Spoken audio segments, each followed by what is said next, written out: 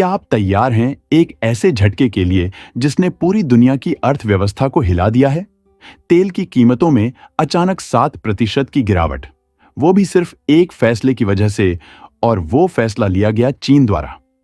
लेकिन ये गिरावट सिर्फ नंबर नहीं है, इसका मतलब है आपकी जेब पर असर, आपकी महंगाई की दर, आपके शहर के पेट्रोल पंप की रेट लिस्ट, और यहां तक कि आपके देश की आर्थिक स्थिति पर बड़ा असर। शुक्रवार को तेल की कीमतों में जोरदार गिरावट देखने को मिली।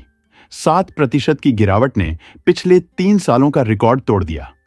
ब्रेंट क्रूड की कीमत $65.85 पर बंद हुई और WTI क्रूड डॉलर 61.99 पर। ये कीमतें हमने आखिरी बार 2021 में देखी थीं। ये सब हुआ चीन के एक ऐलान के बाद। चीन ने अमेरिका पर 34% का नया टैरिफ लगा दिया है। मतलब अब अमेरिका से आने वाले हर सामान पर चीन ज्यादा टैक्स वसूलेगा। अब सोचिए, दुनिया की 2 सबसे बड़ी आर्थिक ताकतें जब आपस में भिड़ जाएं, तो बाकी देशों पर क्या असर पड़ता होगा। यह ट्रेड वॉर कोई नई बात नहीं है, लेकिन अब यह एक नई तीव्रता के साथ वापस आया है।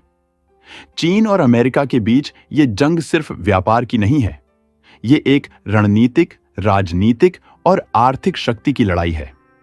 और जब चीन कहता है कि वो 34% का टैरिफ लगाएगा, तो दुनिया डर जाती है, क्योंकि चीन दुनिया का सबसे बड़ा तेल खरीदार है।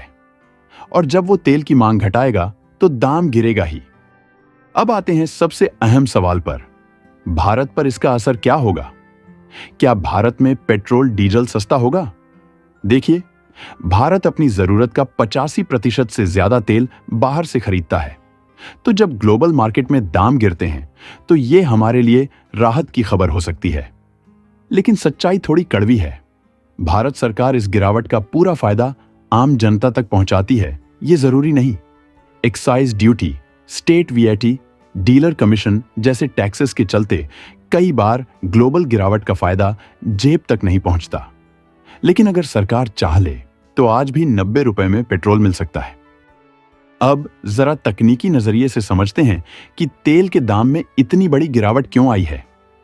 दुनिया भर में तेल की कीमतें 2 प्रमुख इंडेक्स पर आधारित होती हैं, ब्रेंट क्रूड और WTI क्रूड।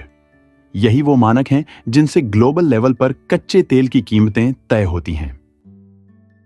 इस बार जो गिरावट देखने को मिली है, उसके पीछे कई गहरे कारण हैं। सबसे पहले, चीन और अमेरिका के बीच चल रहे ट्रेड वॉर ने बाजार की स्थिरता पर असर डाला है। निवेशकों को डर है कि अगर दुनिया की 2 सबसे बड़ी अर्थव्यवस्थाओं के बीच व्यापार धीमा पड़ा, तो तेल की मांग में भी भारी गिरावट आ सकती है। दूसरी बड़ी वजह है ओपेक प्लस देशों के हालिया ऐलान। ओपेक दुनिया के सबसे बड़े तेल उत्पादक देशों का समूह है। इसमें Saudi Arab, Iran, Iraq, Kuwait, UAE, Venezuela जैसे देश शामिल हैं, जो मिलकर यह तय करते हैं कि हर साल कितना तेल निकाला जाएगा। अगर ओपेक ज्यादा तेल निकालता है, तो कीमतें गिरती हैं। अगर वह कम तेल निकालता है, तो कीमतें बढ़ती हैं। सऊदी अरब और रूस जैसे देश तेल की ऊंची कीमतों से फायदा उठाते हैं, क्योंकि उनकी पूरी अर्थव्यवस्था तेल पर निर्भर है। तेल उत्पादन करने वाले देशों के लिए इसकी कीमत सिर्फ एक आंकड़ा नहीं, बल्कि उनकी पूरी अर्थव्यवस्था का आधार होती है। तेल उत्पादक देशों के इस संगठन ने प्रोडक्शन को लेकर जो नई रणनीति अपनाई है, उसने भी बाजार को अस्थिर किया है। तीसरा कारण है रूस की एक बड़ी पाइपलाइन को लेकर चल रहा कोर्ट केस। यह मामला न सिर्फ सप्लाई चेन को प्रभावित कर सकता है, बल्कि जियोपॉलिटिकल टेंशंस को भी बढ़ा सकता है। और चौथी सबसे बड़ी चिंता है आने वाली मंदी की आशंका। JP मॉर्गन जैसी बड़ी संस्था ने कहा है कि अब 60% संभावना है कि 2025 के अंत तक वैश्विक मंदी आ सकती है, जबकि पहले यह अनुमान सिर्फ 40% था। इसी तरह गोल्डमैन सैक्स ने भी अपने कच्चे तेल के प्राइस प्रेडिक्शंस को घटा दिया है। उनके अनुसार ब्रेंट क्रूड की कीमत $67 और WTI क्रूड की कीमत $62 तक गिर सकती है, जो कि एक बहुत ही बड़ा संकेत है कि बाजार अभी और नीचे जा सकता है। तेल की सप्लाई कंट्रोल करने वाली संस्था OPEC प्लस ने ऐलान किया कि वो अब और ज्यादा तेल बाजार में लाएंगे। पहले जहां 1,35,000 बैरल पर डे का प्लान था, अब वो 4,11,000 बैरल करेंगे। मतलब तेल की सप्लाई बढ़ेगी, जिससे दाम और गिरेंगे। दूसरी तरफ रूस की एक कोर्ट ने कैस्पियन पाइपलाइन के ऑपरेशन को बंद करने से मना कर दिया, जिससे कजाकिस्तान से तेल की सप्लाई चालू रहेगी। तो एक ओर मांग घट रही है, दूसरी ओर सप्लाई बढ़ रही है, मतलब तेल और सस्ता हो सकता है। इस बार तेल की कीमतों में आई गिरावट का असर सिर्फ पेट्रोलियम सेक्टर तक सीमित नहीं रहा। इसका झटका दुनिया की पूरी अर्थव्यवस्था ने महसूस किया है। तेल के साथ साथ सोना, सोयाबीन और नेचुरल गैस जैसे अन्य कमोडिटीज की कीमतें भी तेजी से गिरी हैं। इससे बाजार में घबराहट फैल गई है। दुनिया भर के स्टॉक मार्केट्स में हलचल मच गई। कई जगहों पर इंडेक्स 2 से 3% तक लुढ़क गए। निवेशक सुरक्षित विकल्पों की ओर भागने लगे हैं। इतना ही नहीं, डॉलर के मुकाबले कई देशों की करेंसीज कमजोर हो गईं, जिसमें भारत का रुपया भी शामिल है। डॉलर की मजबूती ने बाकी देशों की आर्थिक स्थिति को और दबाव में डाल दिया है।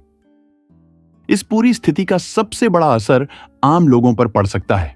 महंगाई बढ़ सकती है, क्योंकि आयात महंगा हो जाएगा, और इसके साथ ही अर्थव्यवस्था की गति धीमी पड़ने का खतरा भी बढ़ गया है। यानी ये सिर्फ एक तेल की कहानी नहीं है, ये एक ऐसी चेन रिएक्शन है जिसने पूरी दुनिया को हिलाकर रख दिया है। अब सबसे बड़ा सवाल यह है, क्या भारत सरकार इस मौके का सही फायदा उठा पाएगी? क्योंकि अंतर्राष्ट्रीय बाजार में भले ही कच्चे तेल की कीमतें लुढ़क गई हों, लेकिन क्या इसका सीधा फायदा भारत के आम नागरिकों तक पहुंचेगा? या फिर एक बार फिर टैक्स, एक्साइज ड्यूटी और सरकारी चार्जेस के बोझ में ये राहत कहीं खो जाएगी? याद है ना वो दौर जब कोविड के समय क्रूड ऑयल $30 से भी नीचे चला गया था, लेकिन तब भी देश में पेट्रोल 90 रुपए से नीचे नहीं आया था। अब जब एक बार फिर मौका है, तो क्या इस बार कुछ बदलेगा? क्या सरकार तेल की इस गिरावट को ईंधन की कीमतों में कटौती के रूप में जनता तक पहुंचाएगी? या फिर ये एक और मौका होगा जो सिर्फ आंकड़ों में सस्ता रहेगा, लेकिन जेब पर भारी पड़ेगा?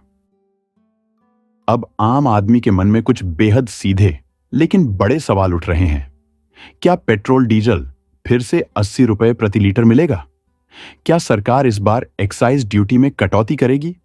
और सबसे अहम, क्या तेल की ये गिरती कीमतें वाकई जनता की जेब पर राहत बनकर उतरेंगी? ये सब सवाल अभी अधर में हैं, क्योंकि बाजार में हालात हर हफ्ते बदल रहे हैं और सरकार की रणनीति भी इन्हीं हालातों के हिसाब से तय होगी।